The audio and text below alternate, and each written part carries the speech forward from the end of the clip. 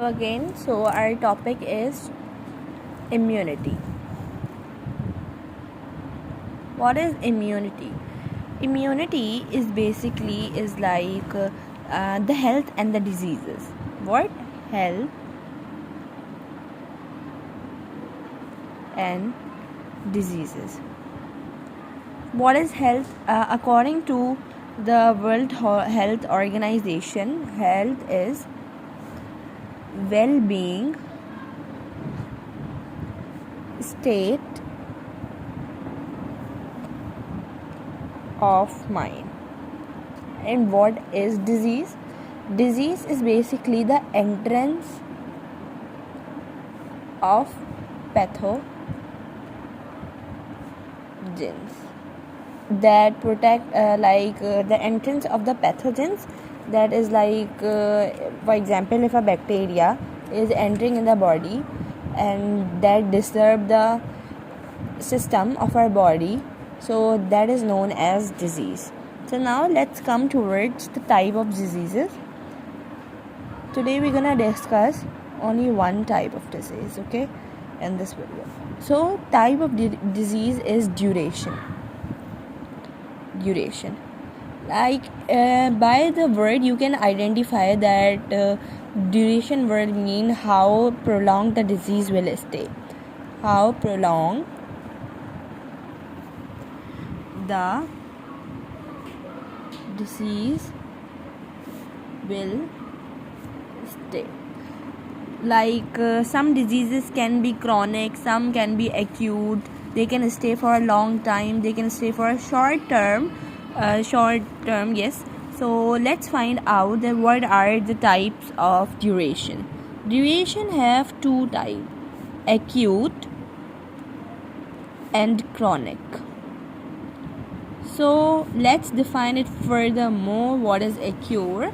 Acute is basically it's the duration is about for the short term, but here is an exception that there will be the high intensity of what? Like the high intensity of the symptoms, high intensity, like the body will respond in a high intensity. For example, if we take an example of COVID-19 virus, so the symptoms were flu, fever.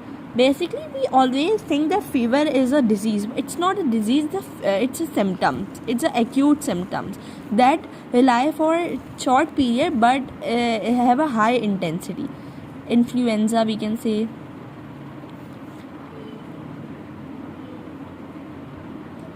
flu. So these are the short term the diseases, short term but have a high intensity. Like if you are feeling fever, so this will flu is also the symptom of our body, so it will stay for a short period but the response of the intensity will be high.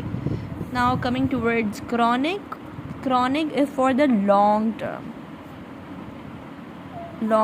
but here the intensity will be very low intensity, like it's basically opposite to acute. Or you may say that the symptoms will be low. If you take an example of TB, so the TB rely for the long term, but it have some kind of low intensity. The symptoms of the TB, like you may say the causative organ of the TB may be bacteria. And if we talk about of Plasmodium, that will be protozoa, right? We have studied this in 9th class that malaria, the Plasmodium is the cause of malaria. So malaria stay for long term but the intensity will be low, and intensity, it can be symptoms, so it can include fever and these type of stuff. Okay, that was the little introduction of the topic. Now immunity. What is immunity? Have you ever heard about the immune system? That is for the protection of our body against the pathogens and the bacteria. So immunity is just like that. It's the ability of a body to recognize the pathogen. Okay, ability of the body to recognize the pathogens, like and to kill itself, its bacteria. Okay, so immunity is basically the recognition of pathogen. For example, the fungal virus is in your body, so the bacteria of that will be detected by immune system, and that is known as immunity. So again, immunity is of two types. Let us understand here: innate and acquired. What is innate immunity? Innate immunity is by the birth. For example, before the birth, by birth. Okay, and this is after birth.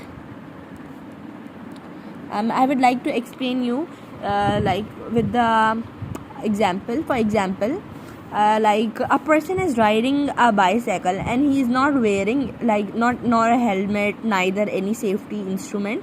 So once he got accident, and after then he realized that he have to wear the helmet.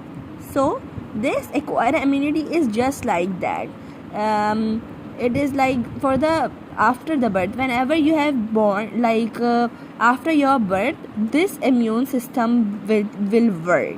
Like it will kill all the pathogens that will be coming in our growth after the birth. Now let's discuss this innate immunity in detail. We need to first clear this, that is not non-specific, and this is very specific. Okay, so innate immunity is of three types.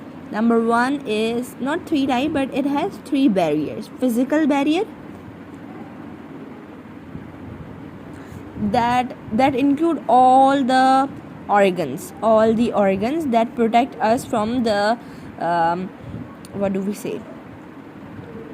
pathogens and their secretion. Okay, for example, the good example for a physical barrier is skin. Skin is a good organ for the protection. So skin, it can be skin, and if I would give you another example, yes, the mucus secretion that was occurring in respiratory tract. So the respiratory tract can be the good example of physical barrier. So the another one is physiological barrier. What is physiological barrier? It's the obstacle for eating the invaders like gastric acid. Like it's like here we have talked about the organ. Now at this physical barrier, we're gonna talk about it's like secretions, like gastric acid. First of all, obstacles to freeing invaders like let me switch my pen. Invaders like gastric acid, that where it is present in the stomach. So hydrochloric acid can be saliva is a good example as well, that is in salivary gland. So here we're going to talk about its secretion, the glands, and the thing that protect us from rather than organ from these secretions. Next up, we are having cellular barrier. What is cellular barrier? Cellular barrier is the immune cells of the body. again it can be lymphocytes, monocytes. Okay, lymphocytes and monocytes. So they are like the component. These three are the component. These three are the component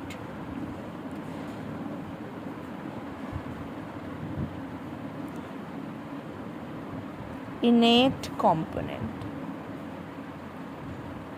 Okay, physical barrier, physiological barrier and cellular barrier. So these barriers are for like the components of the innate by birth. The immune system that is before the birth and acquired is after the birth, that kill all the pathogen while our growing age. So I hope you got it.